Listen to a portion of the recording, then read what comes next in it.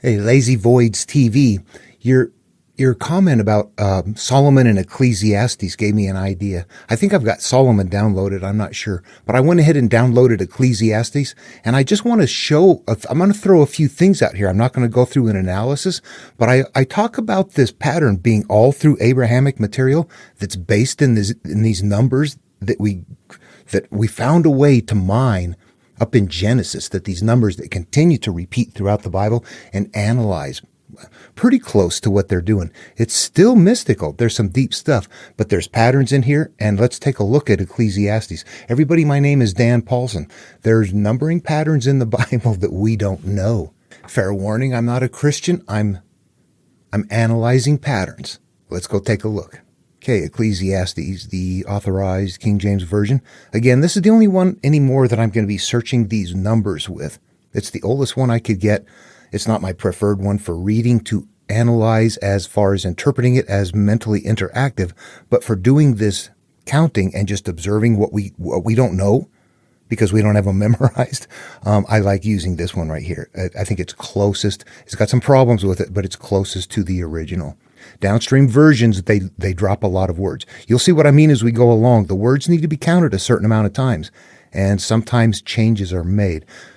Things like the numbers that are in use or a time a city is repeated, those don't change. But things like Lord God might change downstream where somebody thinks, boy, that's too much. I'm going to tone it down some and just make some of them Lord and some of them God. So as you're searching between this one and an NRSV or something, you're finding differences, big differences in critical hits because people are trying to improve the sound of it, not realizing it's supposed to be repeated exactly a certain amount of times. They don't know that there's a number grid in the background. So that's why we need to go up here to the King James Version, the authorized one. So that's about the oldest one I can find that comes from the Torah that is in English. All right, let's go. Okay, first of all, just a refresher, this is the number pool that we're working with. I'm going to put a link below if you're new to my videos and you're like, what is he talking about? There is a 3-7 grid. Everybody sees it. Everybody familiar enough with the Bible sees it, but nobody is finding anything that's demonstrable. There is so much stuff on it, all kinds of math, all kinds of complex, modern, weird stuff. But here is what I'm going to tell you. This is a numbering pattern that's accessible to a 15-year-old kid that has this story memorized 3,500 years ago. Today, people are putting too much into it. There's something in here that we would have access to if we had these memorized at a really deep level. We do not. So, using the computer's memory, let's see what we're missing. All right, it's not a complete list, but again, let's just go ahead and we're just going to take a look at how prevalent this is. And, well, let's go for the ride. Take a look. We'll make comparisons back and forth. The first thing I'm going to do is take a look at the text, actually. What I do is if I'm going to search for James or King within this document, and I know that I'm going to probably, I'm going to somehow make those miss the search. So I just put an asterisk in there so I can still read them. I know I'm not going to hit Ecclesiastes authorized or version within the text, so I don't worry about that. I get down here, though, and I know right off the bat they're going to be pinging it. It will not. It's not going to be somewhere down here. It's going to start right off. So I'm going to go, what I have here is the words of the preacher, David, king in Jerusalem. I want to search for preacher, David, king, and Jerusalem. All right, let's go do that. Preacher. Seven times. Is that on our list? There it is. Is it all accurate? Yeah, it is. Okay. What was the next one? David. His name should only come up once. It does. So on the announcements, you're going to find something similar to this. Yeah, it's going to be something derived from somewhere. This comes from the lineage of David. It's authorizing the material, the source, to somebody reading it. But we're going to find out through this numbering system, we know exactly where it comes from. All right? King. 16 results. I'm going to take a look at a few things here. Yeah, we got some problems. We got stinking, walking, things like that. So I have to make sure to put a space in front. Got to be careful on these searches. 13. I'm going to make sure that those are all king and nothing else. There's kingdom. So that one is not king. So if I Yeah, there's just a one. So king appears 12 times. It's on our list. Jerusalem.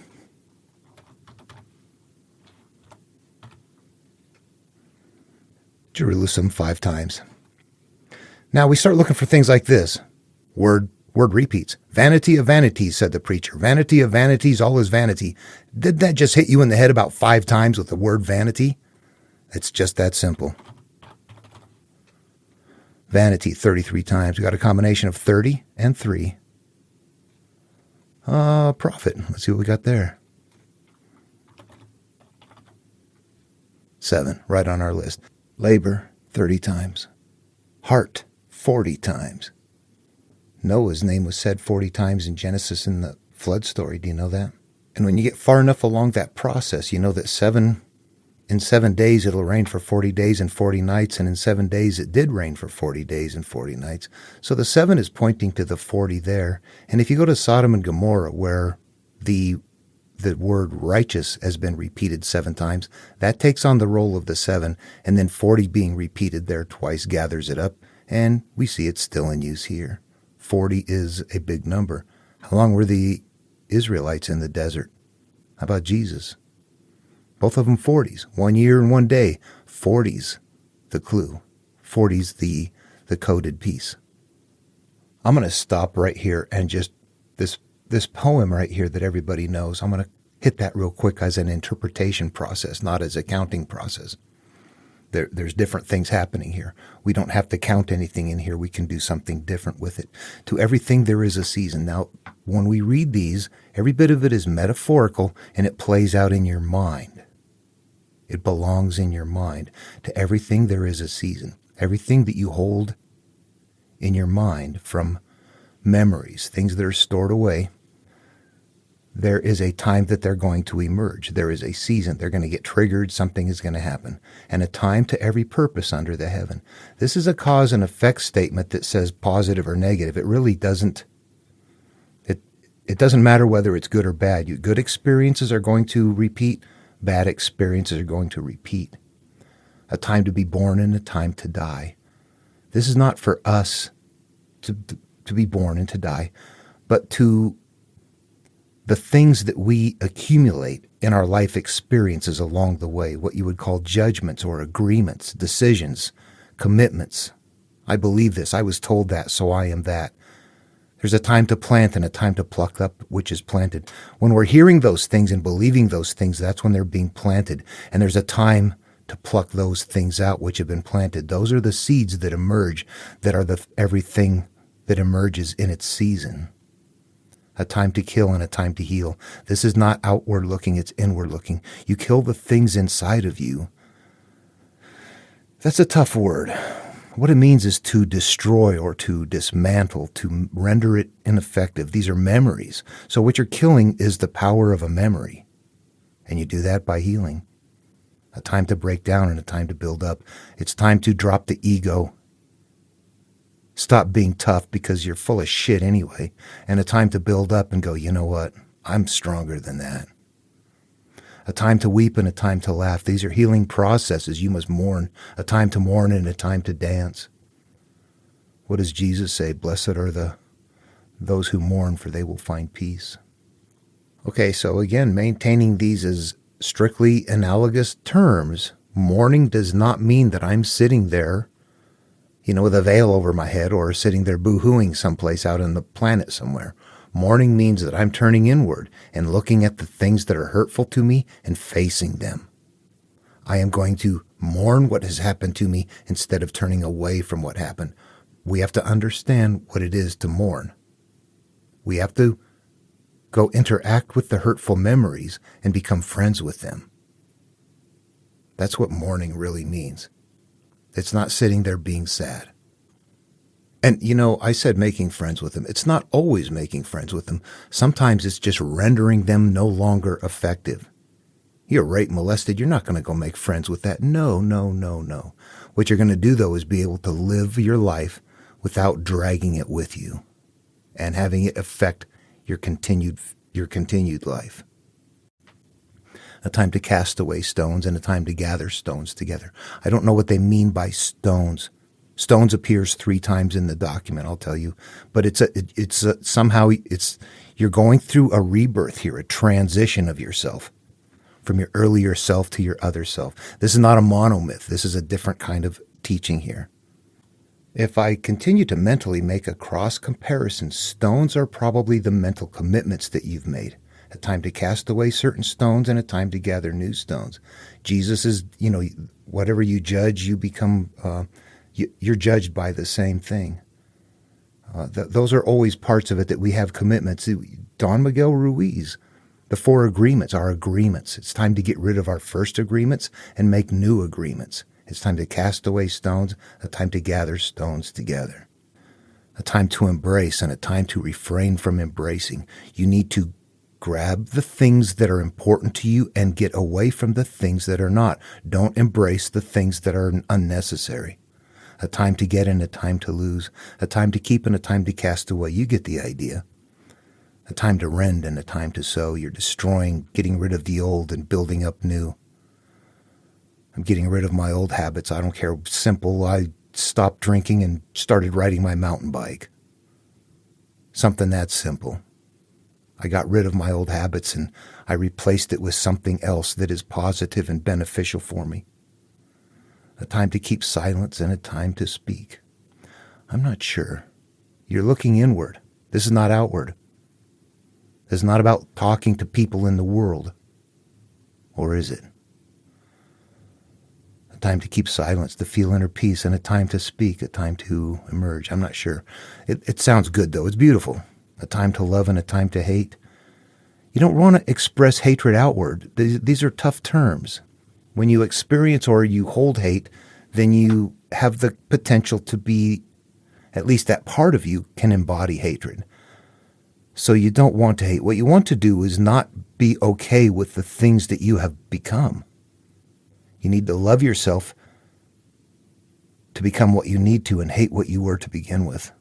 A time of war, a time to destroy, go to battle, and a time of peace. This is inner battle. It's going to happen outward no matter what. That's an empty statement if you're going to just make it like this. There's a time to kill people and a time not to. How beautiful. No, this is internal. A time to destroy what you need to destroy. This big fortified city of the past that knows everything. And stop for a second. You guys get what I'm talking about metaphorically, right? This whole structure, all that stuff represents the bundle of memories and things that I'm living through and the hurt that's there and how to get rid of this stuff and how to bring in new stuff. And that all of the things are going to do everything it's going to cycle in season, all of it. So that's a wonderful piece of work right there. People do many things with this material and these verses, but it's intended to be made your own by you and be a healing path. Anyway, okay, back to the numbers. Okay, first off, I did not have Solomon. I had Proverbs. So I don't want to do that one. What I want to do is jump over here to Ezekiel, because this is a big monomyth. And it is, oh my gosh, this thing's a piece of art. This thing is packed so full. Somebody can probably spend their lifetime trying to resolve all of this one. It's really crazy. But I want to do some of the normal things. First of all, you see right off the bat, it has a different sound to it. Now it came to pass in the 30th year, there's 30. 4th month, unknown. 5th day, it's there, as I was among the captives by the river Chebar, that the heavens were opened. What's Chebar? How many times does that come up? 8 times. So Chebar is a bad place. 8 is 1/7. So this is starting off, it's like a place to maybe start moving on from. It's getting ready to start going on the journey. We got some purity and some not purity blended right here.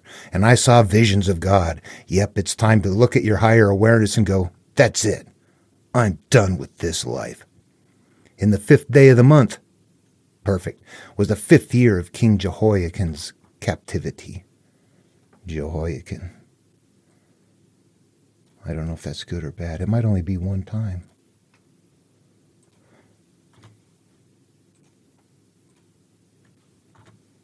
Yeah, just that once. Okay, so I don't know what to do with that. Let's see, expressly unto the priest. Priest. 25 times. You know what, though? I'm going to do something a little bit different. Instead of going into those numbers, I'm going to do something else randomly. Watch this. 1. Too many. I got some things in there I got to be careful of. Put a space in front. Make sure I don't have anything else in there. There's so many I can't display them. Look at it. It comes up 125 times. 100 is a number. 20 is a number. 5 is a number. Now, I want to say you look at that and go, that's a big number. Are you sure that's not an accident? It's something there. It is so precise at that large of a digit. But you know what? I keep finding that in other places. So I still scratch my head and go, really? But yeah, it does come up that. Okay, let's try 2. 32 times. That's good. Let's try 3. 22 times. 20 and 2. That's good. Let's try 7. 24. 20 and 4. The 4 is the... Oh, no. I got a 70 in there. At least one. 70 appears 2 times. So 7 itself is 22 times. Yeah, we're good. Okay. 10. Oh, whew. Yeah, this might be too long to sort through. I got 10th, I got smitten, written, all kinds of things. So let me skip that one just because it will take too long to sort through it. I don't want the video to go that long. Let me go. What's a good one? We got 15. 3 times. So these numbers are going to be reappearing, but they're going to be reappearing in a sequence amount that reconfirms that they're still on that list. 20. 30 and 5. 30. This one is incredibly 3 times. Incredibly dense. It's like, oh my gosh, this is a web right in your face, but you don't see it. 40. Oh. Gotta be careful about spelling too. Nope, it's not that way. 6 times. Okay, I don't know why it came up 6 times. I'm not sure about that, but 40 is there exactly 6 times. I see Judah right there, so let's just throw up Judah and see what happens. 15 times. You know what? This will make it'll make your eyes bleed. It won't stop. It won't stop. It is mind-boggling. Do you see that? You wouldn't know it without the computer. The only way we can see this right now is by me doing that with the computer. I cannot see it in my mind, and you cannot see it in your mind. Imagine the complexity of doing that in your head. They were living through this stuff. I cannot emphasize enough. Having it memorized isn't enough. You would have it memorized more than just having it memorized. You would not only memorize the story, you would memorize how many times words were repeated. Then you would know from that what pool it comes from and whether it's a good thing or a bad thing within the story. Let's see how that works in Genesis. I'm going to jump up there and take a look at something with Noah after the flood. Let's take a look and see how that system works. All right, we know a lot of people out there that are trying to do video. I've seen big videos, big followings on people describing how Ham must have had sex with his father or his mother or his father's wife or, yeah, somehow something. They can't read this in a metaphorical manner. They're reading it literally. Okay, so here is what happens, is that the flood is over with. Noah plants a vineyard. He drank of the wine and got drunk and was uncovered within his tent. And Ham, the father of Canaan, saw the nakedness of his father and told his 2 brethren who were outside. And Shem and Japheth took a garment and laid it upon their shoulders and went backward and covered the nakedness of their father. And their faces were backward, and they saw not their father's nakedness. And Noah awoke from his wine and knew what his younger son had done unto him. And he said, Cursed be Canaan, a servant of servants shall be unto his brethren. And he said, Blessed be the Lord God of Shem, and Canaan shall be his servant. I'll quit reading right there. What we want to do is understand this nakedness. His father was naked. People are out there going to church. You can find videos on all kinds of preachers up there telling you that this means that Ham had sex with his father while he was drunk, had some sort of perverted sex, or that somehow it means that in their time, somehow he had sex with his mother, his father, something. Okay, they're interpreting it outwardly. They're trying to explain why it really happened. Now, what is this? Their nakedness. Let's take a look at nakedness in the Bible here where it's repeated. This is just Genesis 5 times. Nakedness comes from our pool of good things. Nakedness comes from our pool of good things. Why is it good to be naked? This is a spiritual journey, not a physical one. These represent something. The flood represents you starting your life over. That old life that you lived had to be destroyed. You are now uncovered by it. You are naked by it. You're going to get uncovered because the story's going to go on where you're going to have to keep repeating going through this sequence. But in this case, while Noah was naked, what that meant that I myself have gone through a healing process. And on the other side, I grow a vineyard, which means I'm starting new life. And from that new life, I consume something that makes me feel good, and I'm uncovered as a result, and everything is fine. I'm in my tent in my life, but other parts of me come and cover me back up again. Naked was a good thing. You have to find the number grid. Understand it, analyze it. It's kind of deep, but it's accessible. It's mentally accessible. The most difficult part of seeing it is that it's a memorization process, or you have to sit down at the computer and do this and process it. Otherwise, you won't see it.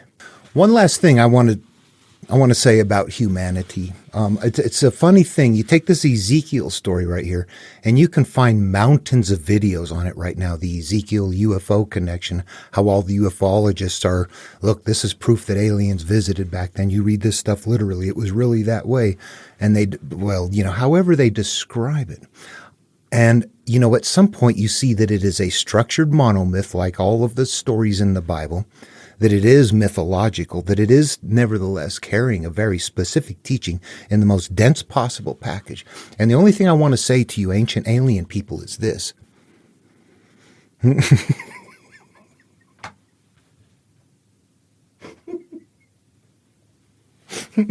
Everyone else, I hope you enjoyed the video. See you in the next one.